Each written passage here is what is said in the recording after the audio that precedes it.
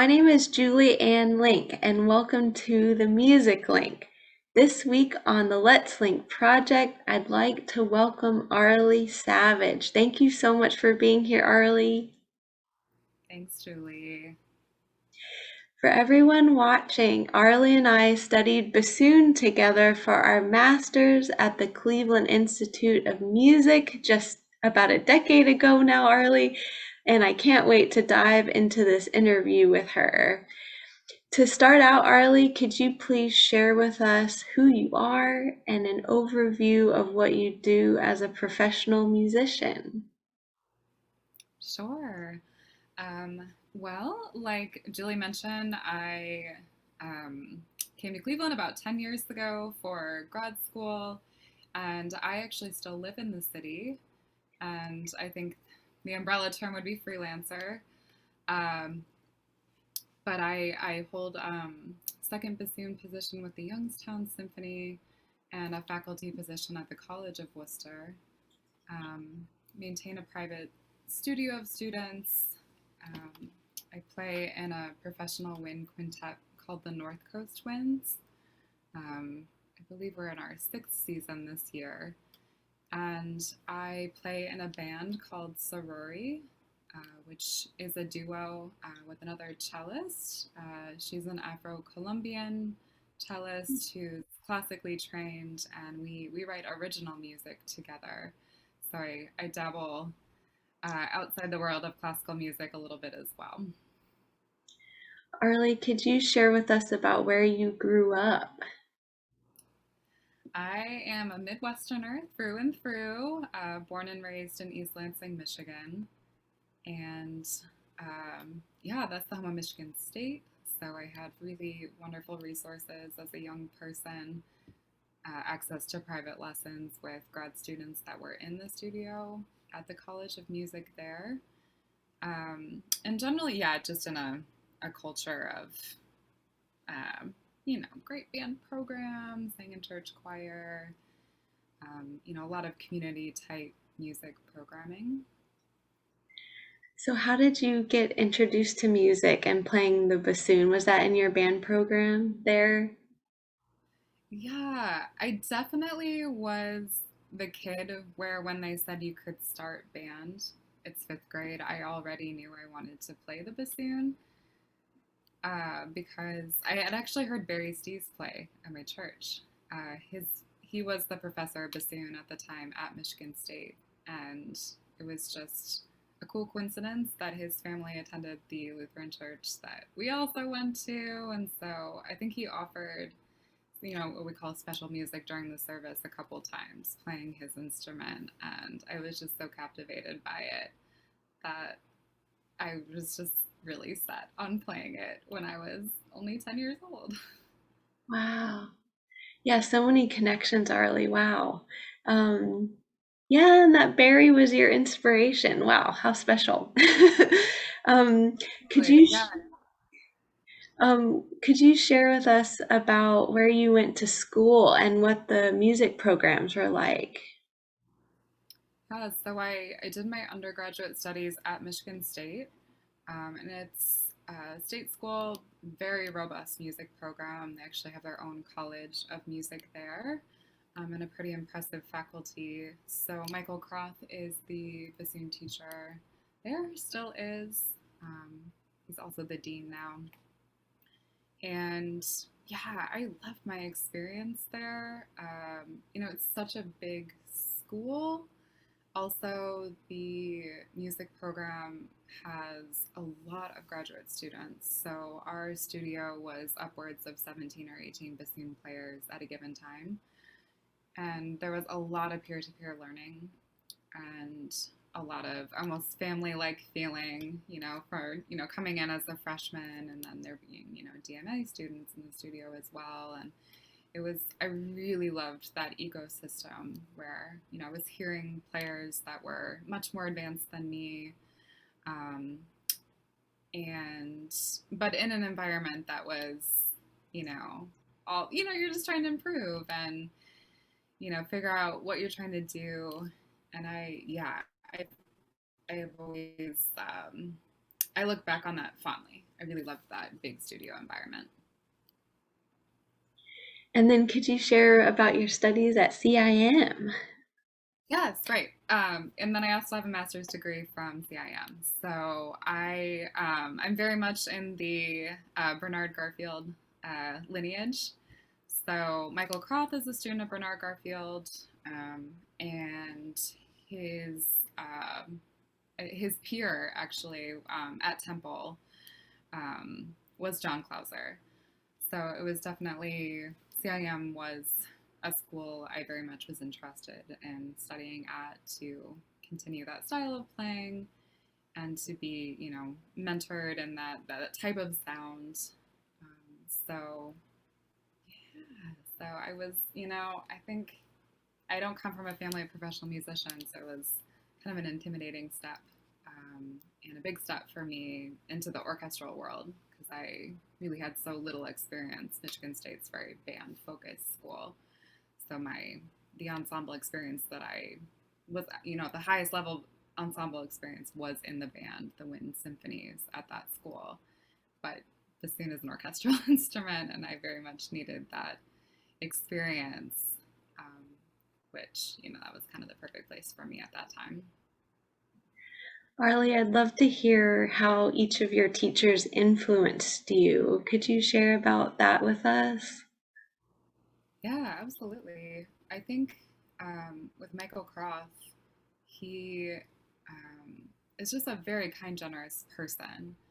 And he balances that with a very disciplined approach to practicing and structure and the hard work that goes into, starting your career in a sense. You start gigging a little bit in undergrad and just building those skills. Um, so I think I really learned how to be a person in my undergraduate studies. Kind of opened my mind a little bit, you know, and he comes from he had like a military job playing bassoon, and I think it was one of the bands for, and I think that sort of structure, he really brought that into the academic life there. So I think that really set me up to uh, know how to work hard and to think about my practicing in a pretty methodical way, and I needed that. So yeah, and he's just like such a dear mentor now. So I think yeah, kind of that kind, generous touch where I think we all had those lessons in undergrad where it felt like more of a therapy session. So someone that you can look up to and you know share your life story and go through that and feel seen and to be able to come back the next week and just talk about bassoon that time. Um, so yeah, I would say he's definitely like the main influence in my playing and my musical growth. And then yeah, studying with John Clauser, he is such an interesting character, just incredibly intelligent, like very philosophical, hugely passionate, but like really, really private. He's just a really interesting guy. So I think I just tried to soak up the musicianship that he brings. It was all about like listening to his playing in the orchestra and, of course, in the lessons as well. He had, such strong ideas about how the orchestral excerpts should go. And, I think ultimately, yeah, just bringing the music alive. Like he really would not settle for less. So definitely, I think back to that. I think that influenced my playing in that way, definitely. And then, Arlie, did you study with Barry in high school? Yeah, that's a really good question. I actually did not. My, I think in my high school years, he actually had already won the job with the Cleveland Orchestra. So I don't remember exactly what year it was, but I wasn't a mature enough player to, be taking lessons with the college professor while he was in town. So Yeah, it really was only after grad school that I connected with him in the following year for some lessons to kind of soak up I just love, he has such, I mean, you know this, but his pedagogical approach is, uh, yeah, just so structured and orderly. And he's just so intelligent. And I wanted to experience a little bit of that too. Yeah. So, Arlie, are there any tips or advice you could share about what you've learned about the music industry since working professionally? Sure. I mean, I'll try. um, yeah, I think a couple things. It really is an ecosystem of, organizations and players that are there to serve the community ultimately. And I think it's easy as a young player to feel like an outsider or to feel like you need some sort of like special connection or in to be or play at a certain like perfect level to be kind of part of that ecosystem. But I don't think that's necessarily true. I think you just have to, um, you know, in those first gigs that you do, I think if you bring a lot of professionalism to your craft and you're a good colleague, then building on those experiences, um, you'll find your connections. Like they web on one another, and it does take a building year, but I think once you can kind of get to know people in that ecosystem, it does get a lot easier. Yeah, I mean, there's so much. I mean, every stage is a little bit different. Mhm. I think now that I'm a little settled, it's good to reflect back in a way. I love how you shared about the ecosystem where, because when we think of nature, it's like all those levels of everything working together and applying that to the music industry. I love that analogy. Um, Yeah, I mean, I think it can feel like sometimes there's these gatekeepers to getting more gigs, or there's some sort of specific methodical approach to, finding your way into the gigging world and finding opportunities. And I mean, I think that's true to a certain extent as far as, knowing if you are a more immature player and you're trying to get into the scene that speak with respect to those that are already established and, really, really come prepared and there to serve the music. Rather than your own agenda or your own career. But if I think if you come to your work honestly in the way that I described, I mean I think there are many different approaches, and it really depends, where you're working. Cleveland is, a pretty small city. However, I do see there is quite a lot of activity in the ecosystem even here. So there is a place for you. Someone will hear your playing and will experience your approach to music making, in the orchestral section or in chamber music, and that will be your approach will be something that they're really looking to bring back. And we all will sound like ourselves, and we all have unique personalities. I think instead of trying to like shapeshift into what we think we should be beyond obviously just like the really being professional, um, your approach will be the right cup of tea for quite a lot of people. mhm. um, and yeah, there's enough to go around, I think.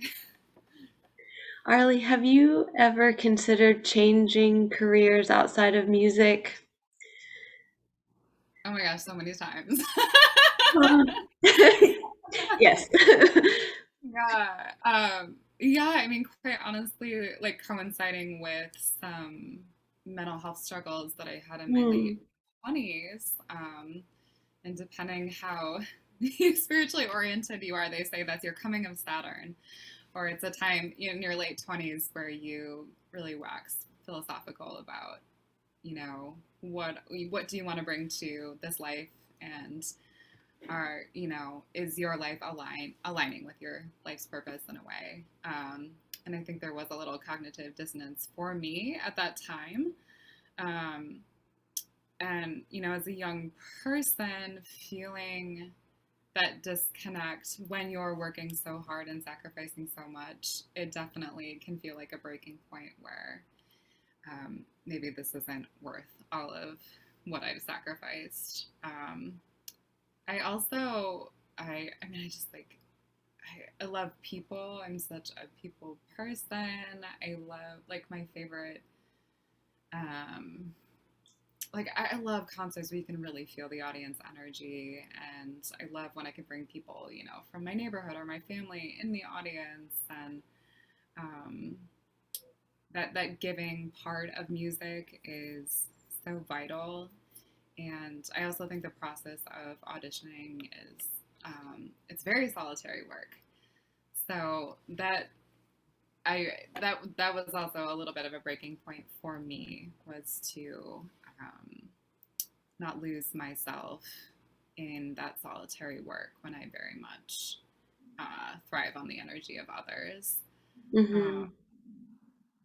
Yeah, so I thought about it. I thought about, nonprofit work or community work, or where can I be in, a community of people more readily on a daily basis? Where can I have more structure? It can feel kind of out of control when you're putting in so much and not really seeing things go anywhere. Or it appears to be that way at the time. Mm-hmm. Yeah, thank you for sharing that, Arlie. Yeah, it's just, I think of that age too, of just like really having time to get to know yourself too.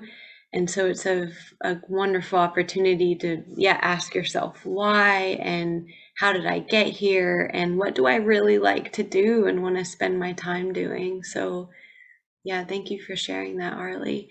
Could you tell us about your teaching philosophies and just your approach to teaching music and the bassoon? Sure. Yeah, I mean, Um, I think ultimately it's about, finding your voice on the instrument, and that having that be the ultimate guide. That everything that falls in line with that is like eliminating barriers to that expression. And I think bassoon is such a technical instrument to play.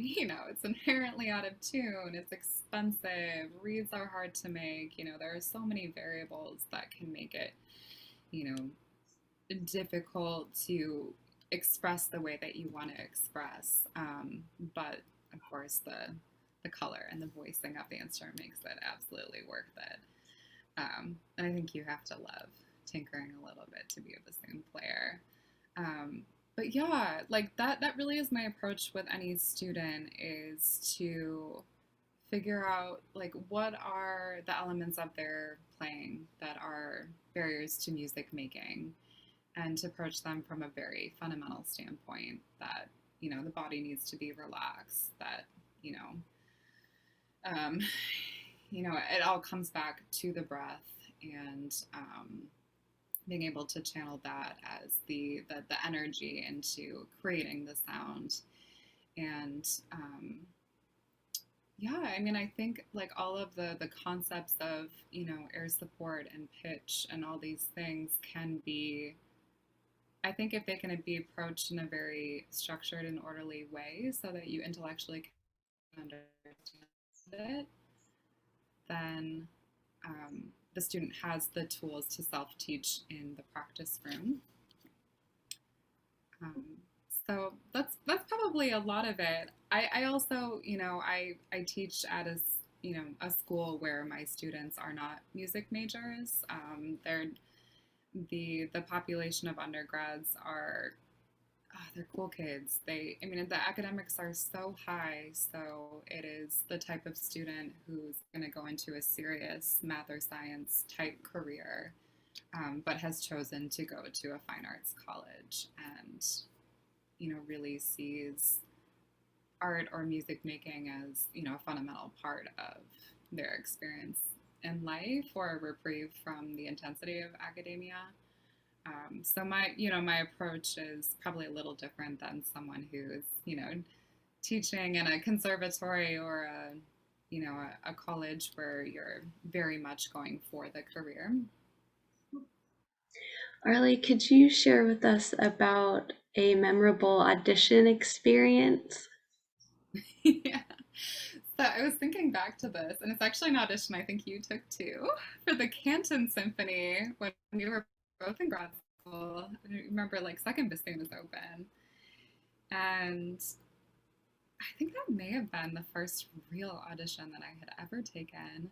And I think I was worried about getting there. I was worried about just so many other things besides like, do I have my music with me? Like, are all my reeds in my case?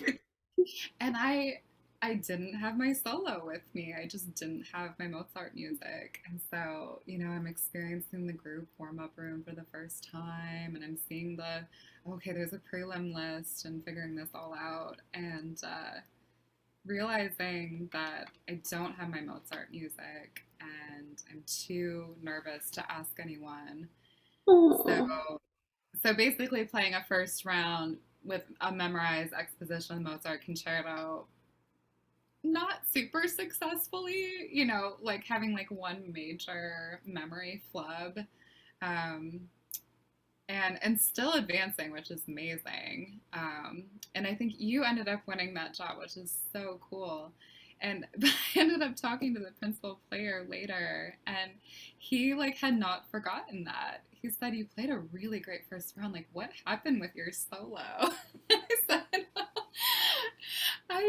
I didn't have my music, and so I had to play it memorized. And he just was like laughing and shaking his head at me. He said, you could have asked anyone for music, but it's just such a new experience and so overwhelming. And even though I did have peers there, I was too embarrassed to ask or figure that out. So I guess for me, kind of the first audition experience was a memorable one. Arleigh, could you share with us about any tips or advice on music performance anxiety, if that's something that you've experienced? Yes. Oh man, I experience it quite a lot because I'm a human. And I think one of the most helpful things to me, and I don't know, it's not very profound, but it came down to the science of like how the brain works, is when you're in fight or flight, part of your brain actually does shut down. So when you feel like suddenly you cannot perform at the level that you practiced, or you feel kind of out of body, or some of these strange symptoms of being in a fight or flight state, that it's actually just like how your brain works. um, so, I'm all about anticipating that experience of performing, um, so that it's more familiar because it will happen. And I don't know, as a young player, I think I always thought I would outgrow it. Um, but it just is something that you learn to deal with.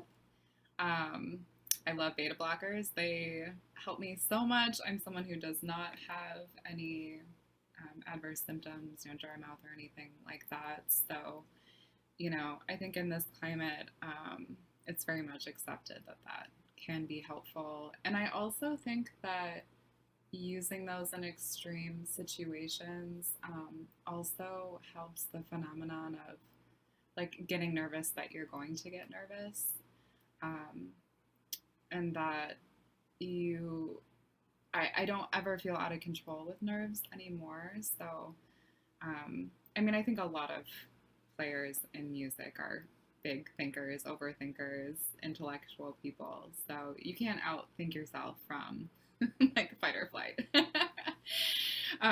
So anyway, yeah, so that helped me. I also noticed for myself that in that state of mind, I do feel very out of body. I don't feel embodied. I feel away from my breath. I don't feel um, connected. I feel very disconnected.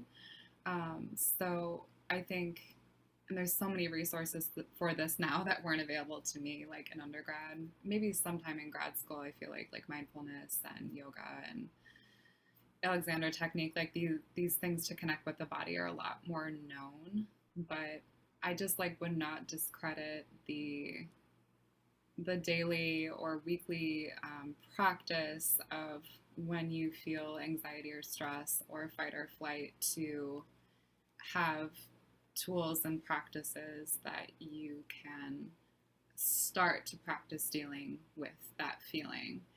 And it doesn't make it go away. You feel you learn to be within that state of mind, and then it doesn't get out of control ever. You can feel it more as energy. um, yeah, I guess that would be my advice. And I'm still working to like feel embodied. I think, if you're a spiritual person, it can be part of that. If you're, someone that just wants to execute, like an athlete or a musician, that it also can be like a really, like if you can think of it more as a, day-to-day practice, then like, you build skills to deal with it. Could you tell us a bit about your reed making style and any techniques? Okay, sure. I'm in the little sliver of the population that does make a true Garfield style reed. Um, you know, it's small. It's basically a glorified oboe reed. So it's a reed that has actually a window in the back. And you kind of know this, but there might be some people who don't. Um, and yeah, I would say my biggest hack for reed making is having a really sharp knife. And I find that in the bassoon community, it's not really something that a lot of people have skills with to know how to keep a sharp edge on their knife. So I know how to regrind a knife, and well, be friends with an oboe player, learn their process. They, I've learned from my oboe friends how to do this. But I have a ceramic stick. So ceramic takes metal off of the edge of a knife, and then I have a steel rod which shapes the metal.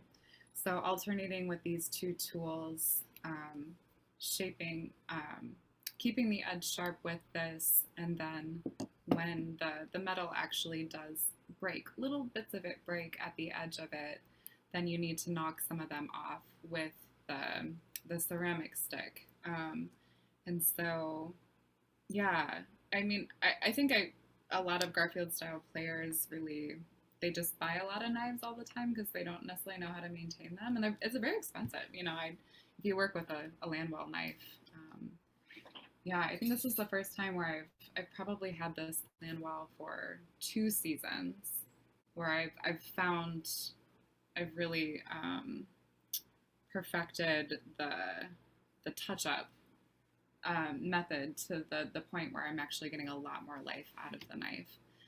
Um, so yeah, there's a lot of resources out there. I think I originally learned how to sharpen a knife on a whetstone, which is, Mm-hmm. um, but that is a process, but I don't think it has to be that complicated. Like this method for me works really well, and this is kind of heavy, but it's still pretty easy to take on the go. So, you can be, off to a gig for the weekend and still be working with a really sharp knife edge. I love the demonstration, Arleigh. It's really cool to see your tools. Could you share with us any skills that are learned through music that apply to everyday life? Sure. Yeah, I honestly think there are so many. um, and, maybe this comes because I am a player that's really had a lot of like evolution and metamorphosis through my artistic career. With orchestra always being the foundation and kind of the bread and butter. Um, but, um, I've really noticed as like right now I'm doing a part time job with this local like gallery and arts organization as the music programs coordinator. And, I think being a musician and being self-employed, you become so self-sufficient. You become really good at problem solving on your own. And I would say that the majority of the population, the general population, um, don't have confidence in that way to solve their own problems and really be self-starters. So, I mean, that's kind of a broad idea, but I think it actually is pretty profound that if do find yourself needing to work another job for a little while, or you want to transition, or, whatever it is in your life, that, yeah, being independent and having the skill set to uh, find the answers to your own problems is actually huge Hmm. selling point. And translates pretty well into a lot of other work that you can kind of train on the go. Hmm. And Arlie, is there any advice you could share to musicians just starting out their music careers? Yeah, definitely. There's a lot of stuff, and it really depends on the young person and their background. Um, I think one of my biggest barriers to learning was um, getting comfortable with just sitting in the space of being a listener. I think there's a lot of um, pressure to prove where you are at as far as like your accomplishments and your level of playing, that we forget to enjoy that, like in the learning environment, like we're there to learn new things and integrate them. um, so I would just encourage young people to, anytime they catch themselves being like, I'm in a situation where I don't know, and it can feel very uncomfortable when it feels like your peers know more than you, or somehow you're supposed to show up and know everything. There is that the fear will catch you and make you feel nervous or um, uncomfortable, like you wish you were more confident. But I think if each time you feel that, um, and can try to flip it as an opportunity to learn from what that player, how they sound, how they are different than you, what their process is, and um, just really getting curious and having more fun with not knowing. Um, that is just so important. And I think back to so many experiences where I felt so intimidated. Some of my first gigs, or we'd have famous guest conductors come in, and I was so overwhelmed with my thoughts of I don't belong here, or I don't feel like I know enough, that I I wasn't really listening to what they had to say. I wasn't really soaking in the approach. I was overwhelmed by all of this other nonsense. Um, so if you can find your edge where, know your stuff. Be prepared for your lessons. Know the history of the orchestras that your teachers played in. Like there are certain things that you should educate yourself independently, so you're not, you know, ignorant, or, just kind of floating around and not doing your due diligence. But, if you've got that foundation and you're doing the hard work, if you can keep humbling yourself back to that. And I think what I see is a lot of, you know, players in their professional lives, in the first 10 or 15 years where they're still building a career, but pretty well established, that um, they're still working on this idea of being able to sit with players that are stronger players than them or have more experience than them, and have it be like a growth opportunity rather than, um, an opportunity where you might fail. So I think that that's probably my biggest advice. And I would also say, like, find your why. Like, what brought you to music? Um, and it can be really different than the players sitting next to you. Like there's going to be some players that like they just want to geek out. Like they love all the equipment. Like they know every recording and they know the history and they just like the nerd factor and the just like intellectual element of it is just so like captivating that that is going to be their why. It's just the just the bassoon itself, and that's fine, and then for me I found that like my why ultimately is exploring like my world through art, which is music, and giving music away.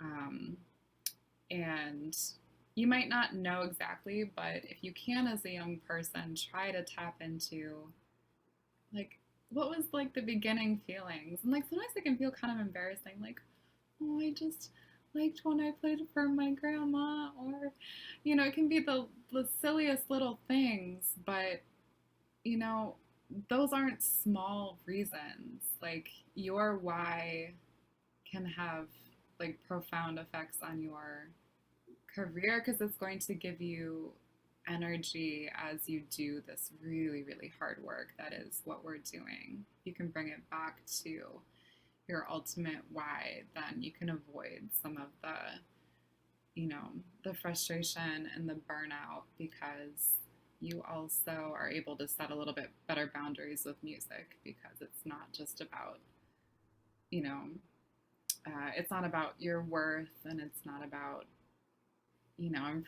showing your teacher every week that you're not a dum dum and there's something bigger. And the whys definitely shift and evolve, and that's part of it too. But I think that that holistic approach to any professional endeavor is really important. Arleigh, thank you so much for this opportunity to interview you, and it's been a joy just to get a glimpse more into your life and career as a professional musician. Thank you so much. Thank you, Julie, and thanks for doing this project. We really appreciate you creating this space for bassoonists. For everyone tuning in, keep an eye out for 2 events held every week on the Music link. Every Thursday, a new YouTube video launches, and every Sunday Central Daylight Time is a live Zoom group discussion session with a new guest every week that you can register for the Zoom link on the website. Check out Arleigh's live hosting discussion session coming up this Sunday, where she's sharing about trading skills, about stress and scarcity in the music industry and life, the Cleveland Bassoon Quartet, and so much more. Find out more about Arleigh and her work at the College of Worcester website, worcester.edu. Please like, comment, and share any questions or feedback in the section below, and we'd be happy to incorporate these in the live discussion. Please subscribe to this channel and turn on the bell for notifications, which really helps keep the Music Link moving forward. The Music Link is a New Zealand-based resource for people around the world to share, learn, and connect through music. Thank you so much for watching, and I'll see y'all in the next video.